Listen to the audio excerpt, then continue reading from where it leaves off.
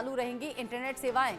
12वीं तक के सभी स्कूल 25 नवंबर तक के लिए बंद किए गए हैं। सोशल मीडिया पर अफवाहें रोकने के लिए ये फैसला लिया गया है। 12वीं तक के सभी स्कूल 25 नवंबर तक एहतियातन बंद किए गए हैं, यानी कि आज तक के लिए बंद हैं, ताकि किसी तरह से हंगामा हिंसा बढ़े नहीं और बच्चों को कोई नुकसान ना हो जो कि स्कूल जा रहे हों।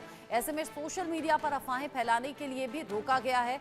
जो भी अगर सोशल मीडिया पर गलत जानकारी आगे फॉरवर्ड करेगा या शेयर करेगा, उस पर भी निगाहें संभल पुलिस की बनी हुई हैं। और ऐसे में संभल जहां पर 24 घंटे के लिए इंटरनेट सेवा बंद की गई है, ये इसीलिए बवाल के बाद संभल तहसील में इंटरनेट सेवा बंद की गई है। हालांकि जिले के देहात क्षेत्र में इंटरनेट सेवा चलती रहेगी, लेकिन ये अभी जो इंटरनेट सेवा बंद की गई है वो इसलिए क्योंकि तमाम घटनाएं हो रही हैं, एक के बाद एक तमाम फोटोज या वीडियोस लिए गए हैं, लेकिन वो वीडियोस गलत जानकारी के साथ आगे सर्कुलेट ना हो, आगे और ज्यादा लोगों तक पहुंचे नहीं, बढ़े नहीं और फेक न्यूज फैलाने से रोकने के लिए भी इंटरनेट सेवा बंद करना जरूरी लगा।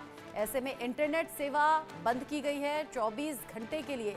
अभी ये इंटरनेट सेवा बैन की गई है, बंद की गई है। हालांकि देहात का जो क्षेत्र है वहां इस हंगामा हिंसा का कोई असर नहीं है और इस हंगामे और हिंसा के बाद में देहात क्षेत्र में तो इंटरनेट चल रहा है, लेकिन यहाँ इस इलाके में जहां पर शाही जामा मस्जिद है उस इलाके में इंटरनेट सेवा बंद की गई है।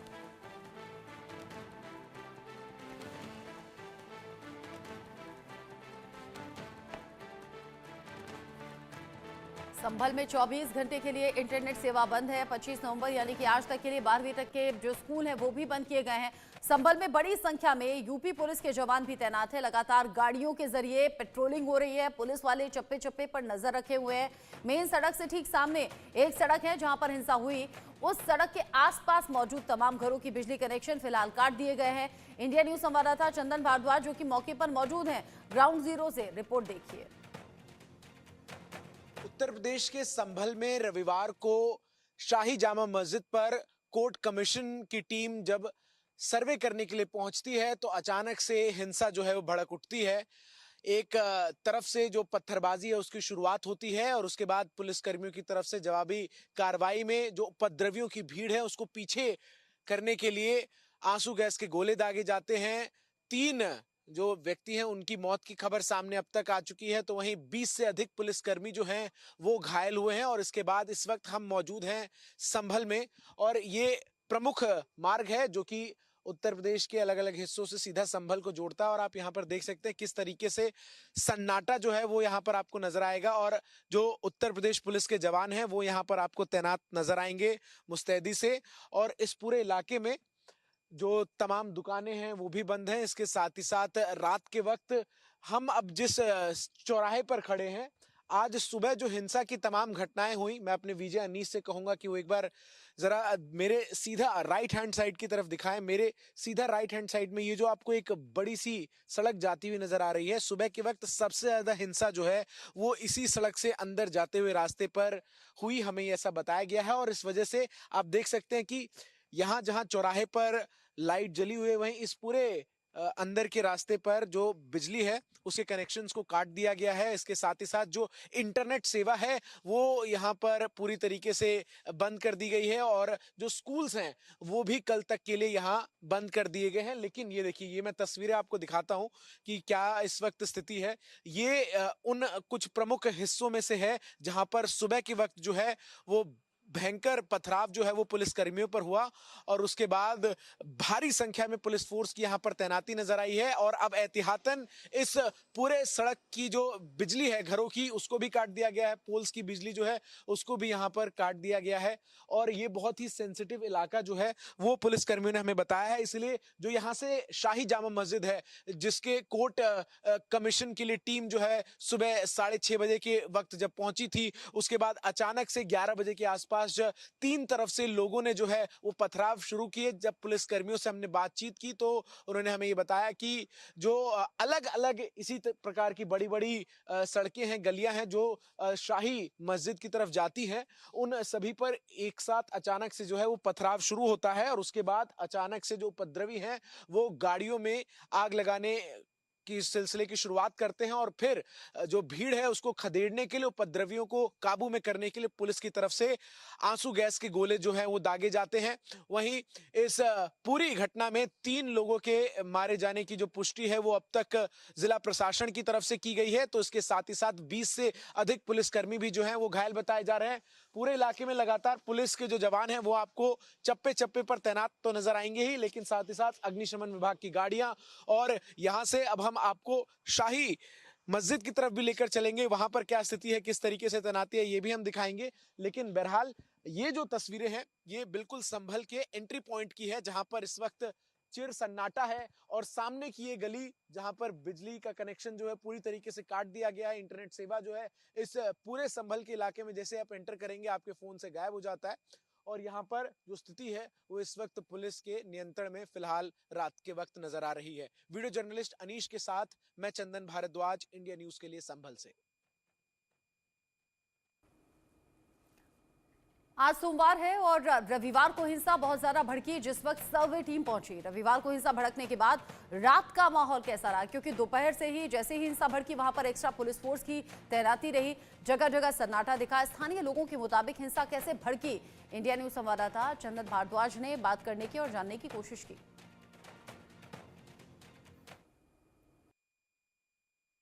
मैं इस वक्त मौजूद हूं उत्तर प्रदेश के संभल में आज सुबह जब एएसआई की टीम कोर्ट कमीशन के आदेश के बाद सर्वे के लिए पहुंची थी शाही जामा मस्जिद के, तो यहां पर हिंसा हुई। जो उपद्रवी तत्व हैं उन्होंने पुलिस के ऊपर जो है वो पत्थरबाजी की और इसके बाद पुलिस की तरफ से जवाबी कार्रवाई में आंसू गैस के गोले जो हैं वो दागे गए। इस पूरी घटना में 3 लोगों की मौत की पुष्टि हुई है। 20 से अधिक पुलिसकर्मी इस वक्त घायल हैं। रात को 12 बजने के करीब का समय हो चुका है, लेकिन इस वक्त जैसे ही हम जो घटना स्थल है जहां शाही मस्जिद है उसके ठीक पास पहुंचे तो हमारे साथ यहाँ पर कुछ नौजवान हमें मिले हैं जिनसे हम बात करेंगे। आपका नाम क्या है? विशाल शर्मा। विशाल शर्मा जी। आपका क्या नाम है? क्षितिज। आप लोग कहाँ के रहने वाले थे? एक बार इधर आ जाइए। कोटपूर्वी। जी, ये कहाँ पे है? कोटपूर्वी में खड़े हैं आप? मतलब हम जी, कोटपूर में जामा मस्जिद है।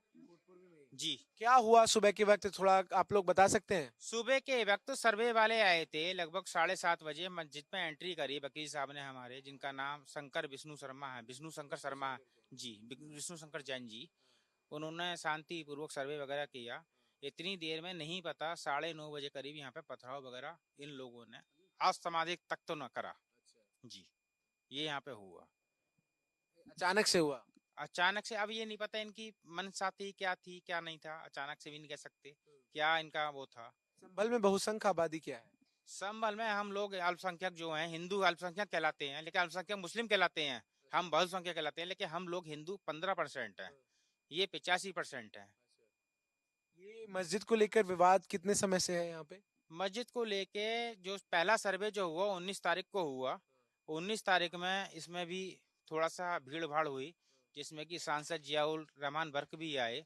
उन्होंने भी कहा मस्जिद है, मस्जिद रहेगी, लेकिन पुराने बुजुर्ग जो कहते हैं हरिहर मंदिर है, उसकी पुष्टि के लिए ही ये सब सर्वे हुआ था। अभी आप लोग यहाँ चाय पिला रहे हैं, क्यों? चाहे हम तो प्रशासन की सेवा कर रहे हैं, इसलिए बेचारे कोई दुकान वगैरह नहीं खुल रही, इसलिए चाय वगैरह हम लोगों को पिला रहे हैं। क्या अपील करेंगे संभल के आम लोगों से? आप लोग तो स्थानीय हैं। हम लोग तो ये चाहते हैं शांति पूर्वक सर्वे हो, कोर्ट का जो न्यायालय का फैसला हो वो उसको सर्वोपरि हो और सब लोग उसी को मान्य करें। हम कोई ऐसा विवाद नहीं चाहते, हमारा संबंध शांति पूर्वक रहना चाहिए।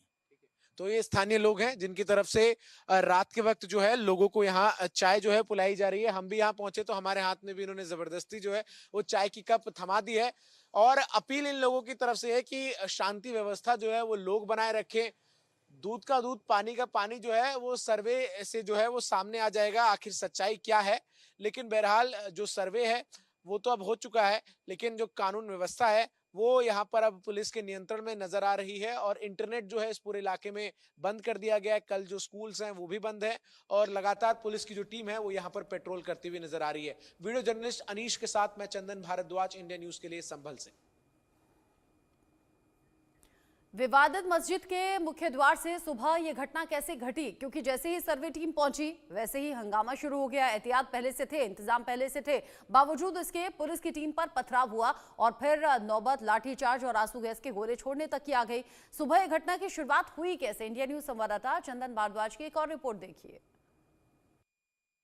उत्तर प्रदेश के संभल में शाही जामा मस्जिद के एएसआई सर्वे के लिए सुबह कोर्ट कमीशन की टीम एएसआई के अधिकारियों के साथ पहुंचती है। सुबह 6:30 बजे इन्हीं सीढ़ियों से ये उत्तर प्रदेश के संभल में मौजूद शाही जामा मस्जिद है, जिसको लेकर हिंदू पक्ष का ये दावा है कि ये हरिहर नाथ मंदिर है, और इसी दावे के सत्यापन के लिए एएसआई की टीम जो है वो कोर्ट कमीशन के मेंबर्स के साथ इन्हीं सीढ़ियों से होते हुए अंदर की तरफ जाती है। सुबह 6:30 बजे जो टीम है वो यहाँ पर पहुंचती है।